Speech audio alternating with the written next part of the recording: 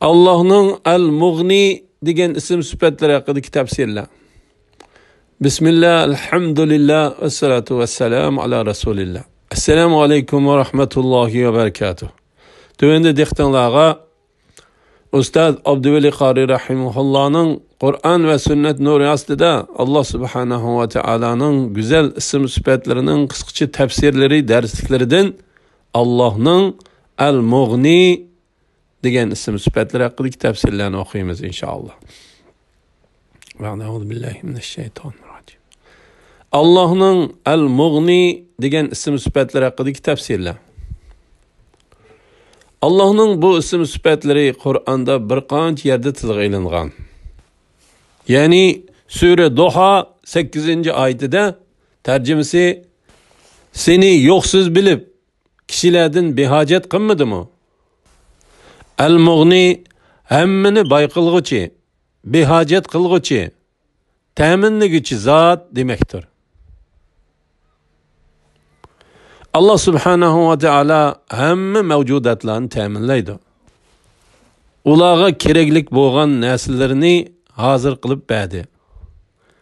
İnsonni yaratdi va insonga keraklik bo'lgan narsalarni birga qo'shib yaratdi. İnsan özünün hayatida muhtaç bo'lgan narsalarni yer yuzidan izlab tepib oladi. Mana bu Allah subhanahu ve teala'nın ta'minlaganligining belgisidir. Allah insanni her zaman ta'minlagan. İnsan her zaman muhtaç bo'lmasdan yashashi mumkin emas. İnsan Allah'a elbette muhtaç. Hem de özünün cinsi bo'lgan insonlarga muhtaçdır.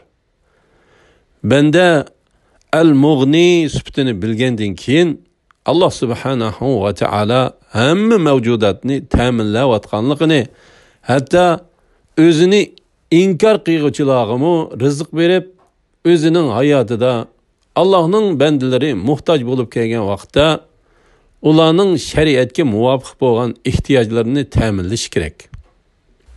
Hozirgi vaqtimizda hamma ilmga muhtaç bulup qoldik. İlmi bor kishilar, ilmi yo'q kishilarning bu ehtiyojini ta'minlasa, shuning bilan ularning moddiy ehtiyojlarini shariatga muvofiq bo'lish sharti bilan ta'minlasa, bular El-Mughni sifatidan o'ziga ulush ajratib olgan bandalar qatoridan hisoblandi. Qur'on va hadislarda Allah subhanahu va taolaning bu ism sifatlariga aloqador tuvandagi mazmunlar tilga ilingan. Sura İbrahim 8. ayetide tercümesi Musa öz kavmiga eğer sizlar ve bütün yeryüzündeki kişiler kafir bulup kessanglarmı Allah'a qilchi ziyon yetkazolmaysizlar. Çünkü Allah elbette hammadan behojatdir, madhilashga loyiqdir dedi.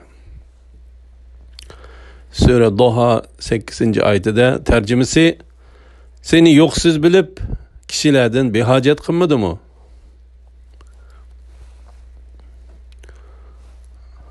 Hadislerden tercümesi Peygamber aleyhissalatu vesselam mundaq degan. Haqiqiy boy kishi degan meli ko'p kishi emas, balki ruhiy boyligi mo'l bo'lgan kishidir. Buxoriy 6946, Muslim 2467 hadis.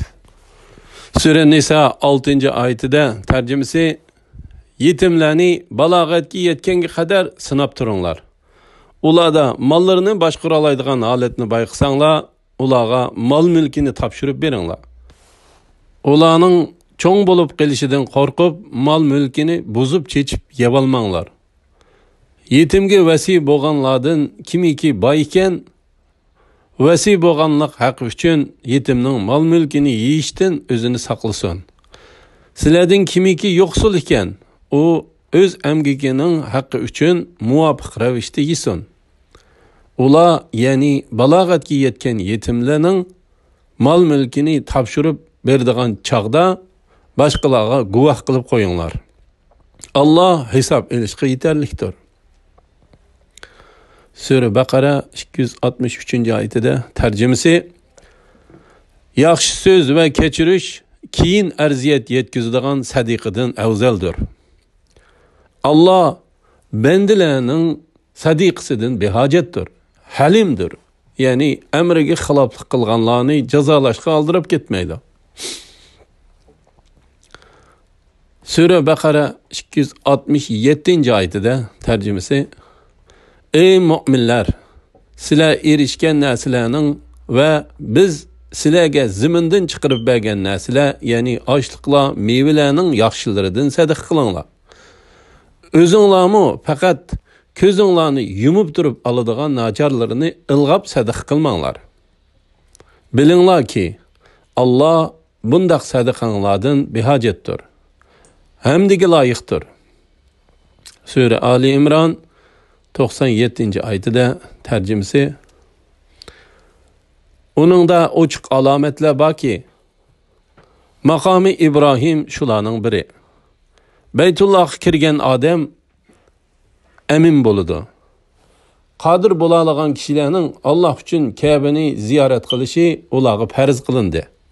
Kimiki inkor qiladi ekan, ya'ni hajni tark etadi ekan, ziyni o'ziga. Shubhisizki Allah ahli jahondan, ya'ni ularning ibodatidan behojatdir. Sure Ankabut 6. ayetida tercümesi: Kimiki jihad qiladi ekan, onun qilgan jihadi o'zining foydasi uchundir. Allah haqiqatan tamomi ahli jahondan behojatdir.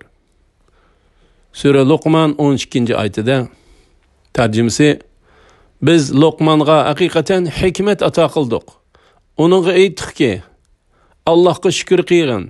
Kimiki shukr qiladi ekan, o'zi uchun qilgan bo'ladi. Kimiki kufrlik qiladi ekan, shubhisizki Allah bendilerden behojatdir, medhiyaga loyiqdir.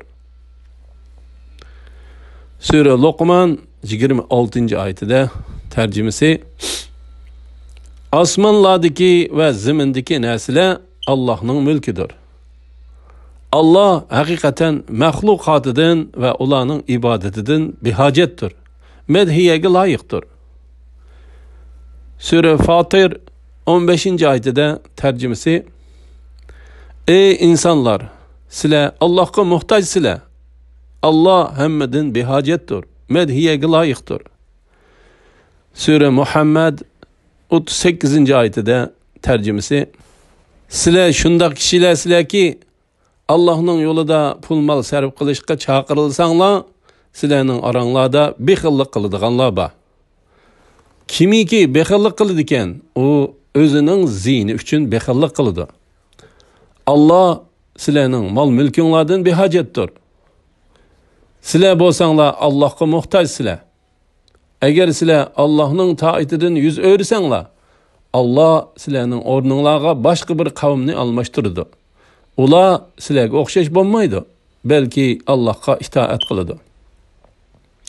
Sure Hadid 24. ayetida tercümesi: Ular bexillik qiladigan ve kishilarni bexillik qilishga buyuradiganlardir. Kimiki Allohning yo'lidan nafiq qilishdan bosh tortadi ekan, Allohga hech ziyon yetkazolmaydi. Chunki Allah behojatdir, medhiyaga loyiqdir. Sure Najm 48. ayetida tercümesi: Allah insonni boy qila oladi ve memnun qila oladi. Elhamdülillah, yuqorida Allah'ның El-Mughni degan ism sifatlari haqidagi tafsirlarni angladinglar. Kelar qitimda Allah subhanahu va taolaning go'zal ism sifatlaridan El-Mani degan ism sifatlari haqidagi tafsirlarni o'qiymiz inshaalloh. Va sallallohu ala Muhammad va ala alihi va sahbihi ajma'in. Assalomu alaykum va rahmatullohi va barakatuh.